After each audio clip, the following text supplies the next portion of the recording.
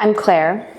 I am the owner of Fivestory, a lifestyle boutique in New York that caters itself in luxury, in elegance, and timelessness, but always having this sense of wit and charm and something that's forever. I started saying to myself, I'm so bored. Like, this is the best city in the world. Why am I so bored? And I couldn't find, anything to really excite me, or even any place to go that was like, how many times can you go to a museum or a gallery and like they're so cold and like you can't really talk to anybody. And the only reference point I had was I lived in Paris for a year and I went there and I didn't know anyone and I was miserable. I called my mom every day and I was like, I'm coming home. I bought a ticket. She's like, sure you are. And then I was like, okay, I didn't buy a ticket, but I'm coming home. And would cry every day. And she's like, don't worry, one day it'll feel good. And my only kind of,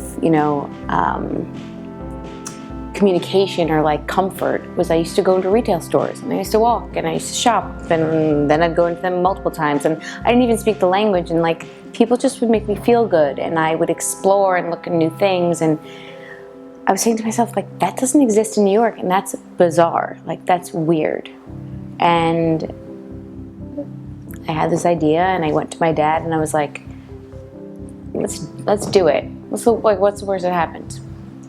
We crash and burn. I'll be ripe old age of 25 and I brush myself off and get back up and I try something else. So that's how it all started. I think the nice thing about Fivestory and what makes it really different than every other retailer in New York is that it really only has one perspective. We don't have 12 buyers. We don't have this huge monster team.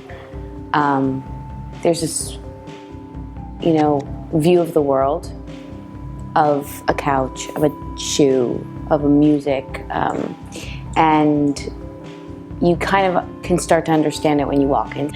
I literally took one day at a time. I would sit down on a desk. It was just me and my dad. There was no one else. I had no reference points. I didn't talk to anyone who was oh, I own a store. It was what do I want? I'd be I'd like that designer. I want it in this place. I would spend days staring at different floors in beautiful buildings. I'd be this is a really beautiful floor. And the first thing I actually found was my interior designer, his name is Ryan Corbin. And he took every idea I had and made it more magical. And then I started really focusing on the space. And obviously I was always into fashion, so I was emailing brands all the time, and they're all just no effing way, lose my number. They're who are you? Who are you? You're 20, at the time, 24 years old, go away. And I said to myself, if all goes wrong, I'm gonna create the most beautiful space in all of New York, the most beautiful space. As the idea blossomed and we actually had visuals and things to show people went from lose my number to, all right, we'll talk about it. Then they're she'll never pull this off. But at least I got my foot in the door. Once people are oh my God, she's actually gonna do this. Then the conversation went from 5 minutes to 20 minutes. And I mean, there's 20 more steps after that. It was, when I say a journey, it was quite a journey. You know what, I really have to say it's really like having a kid. You blink and all of a sudden they can walk, and then you blink and they can talk, and they blink and they do all these things, and you're when did this happen? Stop growing up. That's kind of what I feel here. But obviously I'm very happy with our progression. The experience has to be always consistent, especially when you're building a brand, especially when your brand is new. So that's kind of my job right now. But obviously what I love finding new things. I love being swept away and really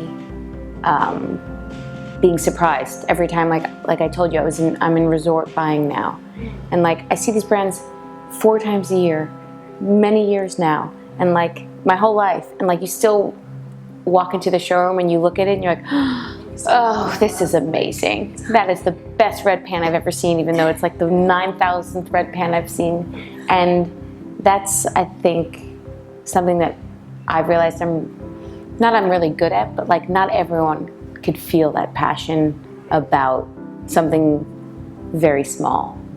Whether it's like sitting at a table and like picking up your fork and being like, this is such a beautiful fork. And everyone else is already like halfway through their meal and you're just like, wow, okay. Like, that's just what I'm good at. Overall, I mean, it's what I think is really interesting and new and different and will captivate someone, like, because it captivates me. So I just kind of stick to that.